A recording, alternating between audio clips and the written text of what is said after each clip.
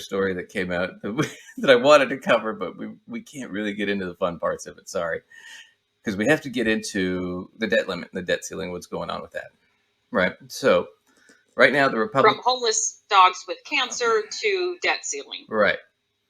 So the Republicans have basically not agreed to raise the debt ceiling, as it were. Now, I want to go through this real quick so you guys have kind of a concept. What is the debt ceiling? So it's kind of a nebulous thing if you don't know much about it. So we're just going to go through a couple quick slides, get it over. So the debt ceiling, basically this. Congress passes a budget every year, right? Now, if they get to a point, and this happens occasionally, where the amount of debt that's available to pay for the budget isn't enough, they get together and they vote and they raise the debt ceiling. So it'll cover what we currently owe. We've already spent this money. We just have to make sure we can cover it. I think that's pretty simple, right? So the debt ceiling is usually was in the past just sort of a perfunctory kind of thing. Oh yeah, we've already spent it. We just need to issue some more debt to pay it now. Okay. So just history of raises of the debt ceiling. Under Reagan, they had to raise it 18 times, so he was probably the most. So, go ahead. Duncan, let's pause here for a second because let's try to reframe this idea just mentally for people because it's pretty abstract. Is this kind of like raising the country's credit limit? Would that be like a way of sort of thinking about it? Sort of, yeah. So let's say kind of like that, right? Yeah, let's say we agreed to, you're a household and you agreed to pay for all this stuff. You already bought it, right? You paid Right, so I've got all these debts already. Right, I paid for medication for the kids and I paid for this other thing and whatever. I needed guns to defend my house, whatever, right? I bought all this stuff. Well, now at some point I have to pay these debts as they come in, right? And if I get to a point, sure, I'm making all my payments, Well, it ended up being a little bit more than I thought it was going to be. So now what I need to do is I need to take on some extra debt to pay it. The difference here is if we're a household, the United States household, basically we have the most solid currency in IOU. We have all the ability for unlimited credit. So it's not a huge deal to take on these extra little debts. It's not that much money in retrospect of everything else that's going on. Plus, we're collecting taxes from other people all the time. So, yeah, this is basically like, a better example would be like a mafia don saying, okay, well, we need to take on some more debt to pay for this stuff, but it doesn't matter because we still tax everybody in the neighborhood for security and protection, even though it's kind of criminal. But so that would be kind of how it's sort of like saying we want to raise our own credit limit. Yeah. But where it's different is, if an individual raises their credit limit, their income doesn't automatically get raised. But because the government has the ability to raise their own income through our taxes, it's like they're raising their credit limit, but they also can kind of control their income and have one of the most stable currencies anyway. Right. But the difference is you're talking about like raising credit limit, like we owe this money next month, as opposed to the government's going to issue a lot of bonds and stuff that aren't going to come due for 30 years. So this is not like I'm screwing myself today.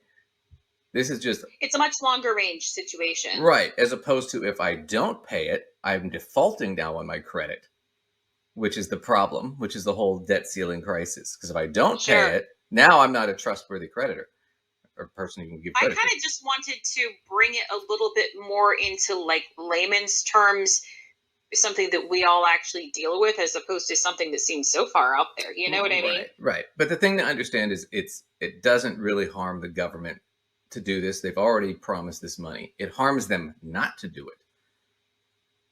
Right. So I think you were about to show us when I paused, because I kind of wanted to conceptually sort of zoom in on what that would be like, even, for all of us. You were about to zoom in on the varying administrations that have done this, because it kind of seems like this is something that's happened on both sides of the aisle. This has happened for a long time. Yeah. So, right.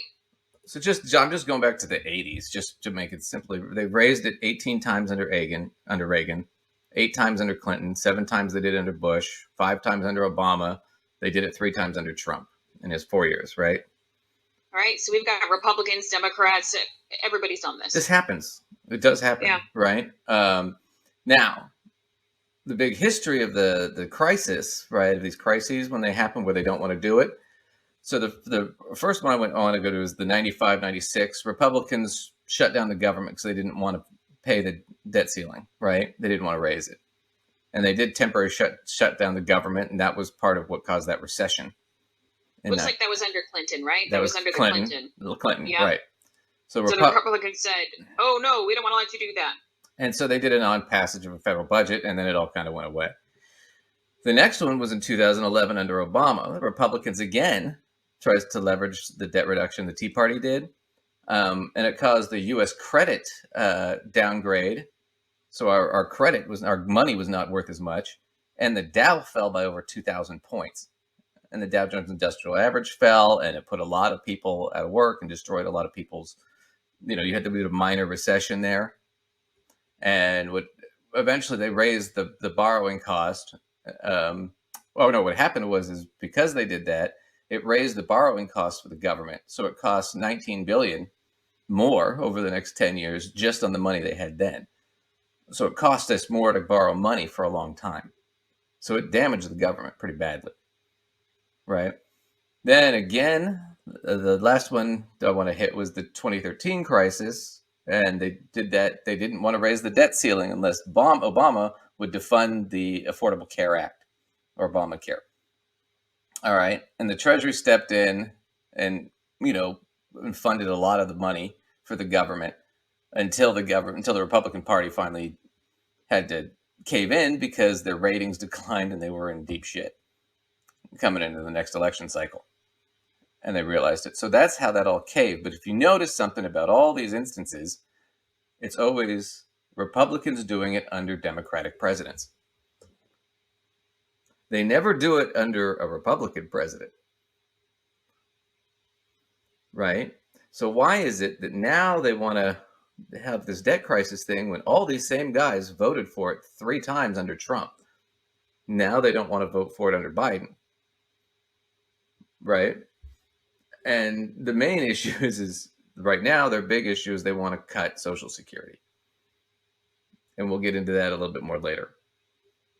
But that's the big one, is they want to cut spending, mainly what they call entitlement spending, the biggest ones being Social Security. And now, the thing about that is, when we get into it, Social Security has nothing to do with the debt ceiling. It's independently funded. So cutting Social Security won't do anything to cut the national budget. Right. So, it's completely separate. Right. But as we get into it, because we love to deal with this and how conservatives like to spin it, we're going to go and we're going to open with the Dave Ramsey Show. And they're going to explain what's going on with the debt ceiling. Just for a comparison.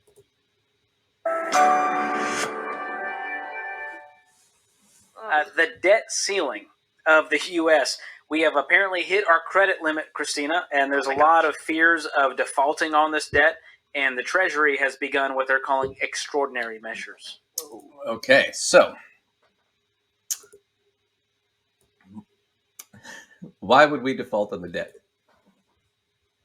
Is the first point. Well, you default on it if you stop paying it, but it sort of seems like the point would be we wouldn't stop paying it. So if we raise the debt ceiling, we would be paying it. If we don't raise the debt ceiling, we'll default on some of it, which will, like we saw in the previous, damage our credit rating in 2011. And it raised the cost of us borrowing money going forward. So it damaged it further. Right? So there's that. He's not going to get into why is this happening. Why are they doing this? It's just, there's a fear that our credit rating, we've reached our credit limit. Okay, then we just borrow more money. We do it all the time. We've done it over 70 times since the 60s. We do it all the time. Remember, we're a government, not a household. It's a different. Well, their platform, though, is anti-debt in general. And so I would say they are not going to view debt on that level as any different sort of thing. They won't view business debt differently. Right. They won't view government debts differently. They're going to, I think, ideologically lump it all in as exactly the same thing, even though it doesn't operate the same way. Well, let me ask you this: since you know the Dave Ramsey Show very well, better than I do, because you watch it more than I do. You've watched it more than I have. What is their attitude about defaulting on your debt and not paying your debt? They would say that it's not a good thing either, because you gave your word, essentially, that you were going to repay something, and that's an obligation that you owe and you have to make good on. So they would not be proponents of the defaulting on it. No. So now we're in a tricky situation where the government either needs to take on more debt so it doesn't default on its current debts, or, as the Republicans don't want to take on more debt until they can get spending cuts on other shit, if we do default, then we're not taking on more debt. So either way, it's a lose-lose for them.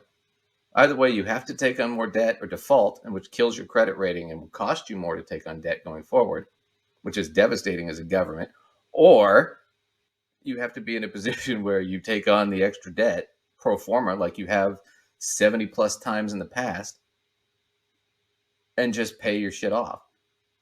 So now they're in a tough position. Their stance is going to be that they need to figure out where to cut their spending in other areas of the budget so as to create we'll see. money that way. I would dare say. But that doesn't create more money now, and the money's due now. That's the problem.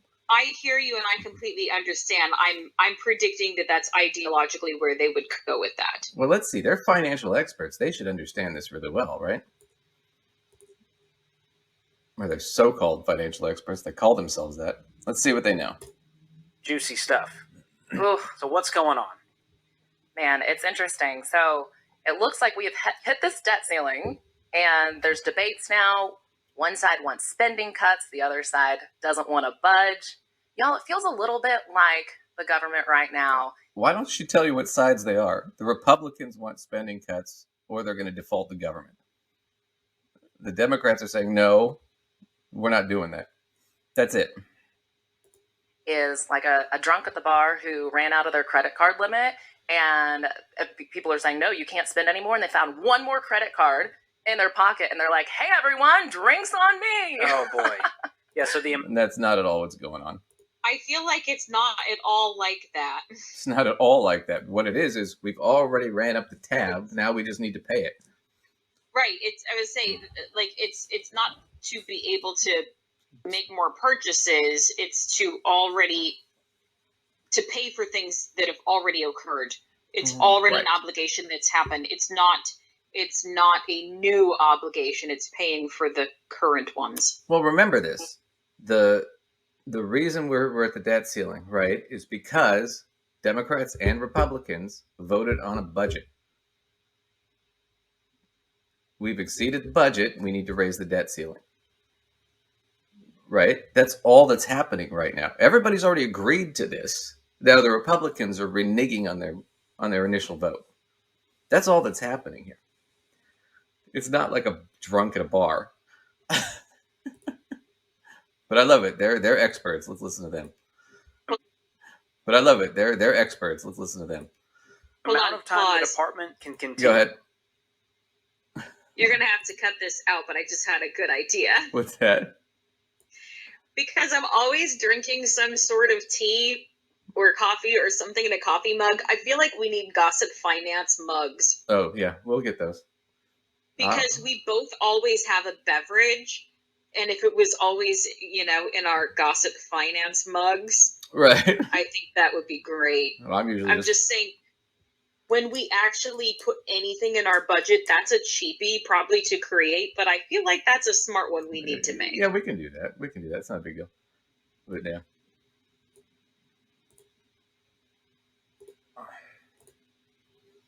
You taking steps to avoid defaulting on the debt unless the 31.381 trillion limit is raised. is uncertain. And so if you're wondering what this refers to, it's the maximum amount the U.S. government can spend on its existing obligations. So think things like Social Security, military salaries, food stamps, things like that. And they're voting to raise the debt ceiling. That is absolutely wrong. It's not the maximum amount it can spend. It's already spent it. And Social Security is its own separate Trust thing. fund, yeah. Therefore, they're trying to lump Social Security into something that doesn't pertain to it. I mean, Social Security is its own little issue, but it's not related to this situation. Well, that's the thing, is he's talking about it like it's, you still haven't spent the money. No, we spent the money. We already agreed and voted on spending this money. Right? So we're not arguing about how much we were going to spend. We're arguing about, do we pay off our debt? We already agreed to take on the debt. This was already agreed upon. That's what they keep fucking up, right? Because they can't, if they actually said that, the truth, then it doesn't justify not paying it. Because there is no justification for not paying it. That's the problem. That's why he has to keep spinning. Well, no, it's like a credit card, and it's well, and should we spend more? No, that's not what the argument is. Because if the argument, if you want to make this, if you want to make the we need spending cuts, you should have argued that when you signed the budget, when you voted for the budget. Not after you agreed to spend the money. Budget that was already overspending. They Right. voted for a budget that was overspending. That was when they created the debt, not with the debt ceiling. It was in a different space. Right. This is about blackmail. And that was why I pointed it out. Why is it always Republicans in the House doing this when there's a Democratic president? Because what they really want to do here is cut Social Security, but they didn't want to do it under Trump because they'd get blamed for it. But if they do it under Biden, they can blame and say, hey, Biden was the one who cut Social Security, not us. That's what this is. It's a game of chicken that they're trying to play. Okay, so Duncan, let's clarify this. So if Social Security is its own separate thing, how does it work to use the debt ceiling as blackmail to somehow get Social Security work? How would that work? We'll get into that in a minute because that's a little bit of a trick. So we'll get into that. I have a thing on Social Security. That is a trick. But I do want to talk about, this is the manipulation, though, that they're doing. Because it is, and it's all bullshit, right? It's like a budget or it's like a credit card. It's not. And what they're going to... Let me... Go ahead. I'm sorry. Let me ask you another question because you brought something up. And I don't know if you know the answer to this, but so we saw that there are all these instances where Republicans are trying to sort of block us from being able to continue to like pay these obligations, right? Right. When there has been a Republican president, have the Democrats tried to block us from paying these obligations? No, there's never been a Democratic House that's done this. So the Democratic House has not done this, but whenever we have a Republican one with a Democrat holding the presidency, they pull this trick. Yeah, pretty much every time. And so if people went and wanted to start looking this up on their own, they would see that. Yeah, you could even go to Wikipedia. Right. We'll show you that. It's not even that hard. There you go, audience. Yeah. Go check it out yourself. Yeah, this is a Republican trick. It backfires on them every time, but they still do it. But the question, Christina, that you're raising is the Republicans are saying, hey, if you're going to raise this thing, you better cut the spending, bucko. And the Democrats are saying, no, hey, don't put strings attached on this. Let's just raise it, guys. Be cool. I'm like, this is the opposite of a zero-based budget. Well, and I want to point this out, is what they're missing is if you were so pissed about the spending, why did you agree to it in the budget in the first place? That's the problem. Basically running on a negative budget. Oh, yeah.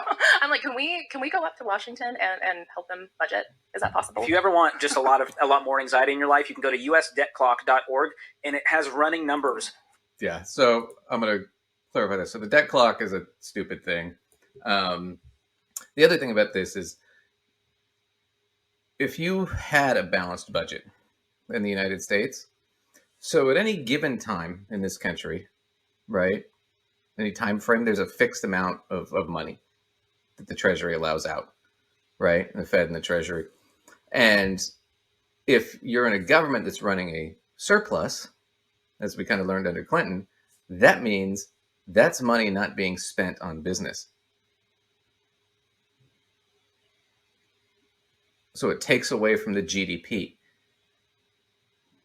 And it takes away from growth of the country if the government has a surplus or if the government's running a zero balance. However, the government can perpetually, forever, in perpetuity, borrow, as long as it has enough income coming in and the GDP is big enough to cover it, right? So that's what you want. You want the person, the government in this case, to be always a little bit in debt or a lot in debt, even as long as they can cover it, it should be fine. Because as long as they're in debt, that means the rest of us have more. And since they're a government, not a business or a household, they can run endless debt because they're backed by their taxing power.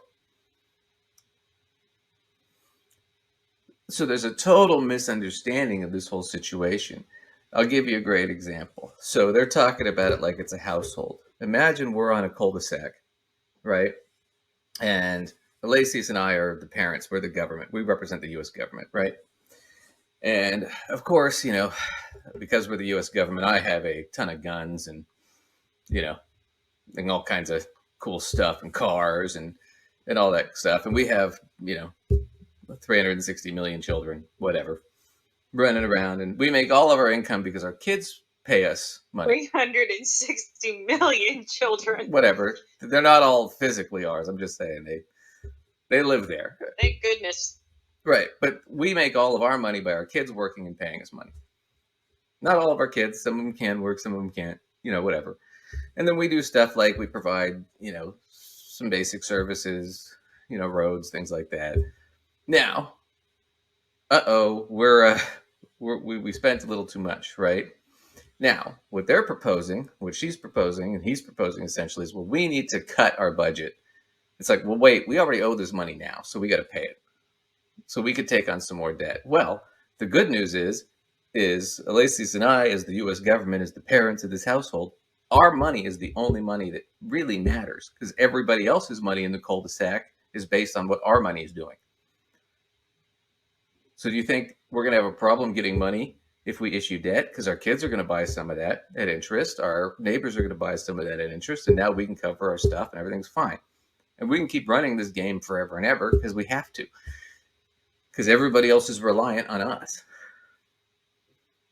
Right? Now, the other side of the coin is we could just say, well, we're not going to pay it. Well, now everybody else is like, well, shit, their credit's no good, which is going to hurt everybody else's money and credit because there's nothing to back it. So now you're talking about a cul-de-sac recession because where are you going to go to get solid money? Right. Right. On top of that fact, okay, well, we need to cut things. Well, what are we going to cut? Well, of course, what they're proposing is let's cut insulin for all of our children. Let's cut medical care.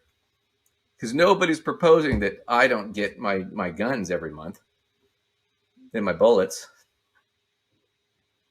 Nobody's proposing that. Even though I have more guns than everybody in the cul-de-sac combined. Nobody's proposing I don't get more guns. So that's why this is such a stupid example. Right? Because if you want to compare it that way, the U.S. is the country that has more guns, but we don't have universal health care, when all the other developed households in the cul-de-sac or in the developed countries of the world have universal health care. My kids don't have, well-paid for education or free college. Most of the other kids in the cul-de-sac from developed countries do. And yet you're bitching, I'm bitching about, well, shit, I don't want to pay this now, so I'm going to cut what? I'm not going to cut my guns and tanks and planes. Oh, my. I know. So, sorry, Timmy. No insulin for you this month. We'll just, unemployment can go up 2%. That's fine. On average, that means only, 200,000 or 300,000 more people are going to die? That's what they're proposing. They're proposing a lot of death here. And the problem is they're too stupid to realize it. For all of the debts, and it's nothing There's a lot of stressy red. like that. So much red. Oh, It's not pretty. And So this is something the U.S. has never done, defaulting on its debt, which Yeah. puts us in a really precarious Okay, situation. that is not true. We just went through it. We have defaulted on our debt before. We did it in 2011. And what happened? It crashed the economy. And it caused a recession, a temporary recession worldwide until we cleared it up. So for him to say we've never defaulted, we have. The one time. It was brief, but it was still bad. Globally, because other countries are saying, hey, you guys said you were good for the money, and this is like defaulting on your student loan payment. You can't pay. This is scary. It's scary, and I want to kind of use this conversation. We were planning on doing an update on student loans anyways. We've had a lot of people asking about forgiveness and what it'll... All right, we'll skip the rest of that. So they're going to go into some student loan thing. It's not like student loan, because student loans are federally backed. So, but if that federal government, their credit's not as good, then what good is having a federally backed student loan? Right? Or So- your federally backed, home loans, like, with a, yeah, anyway. Right. So that's stupid stuff. So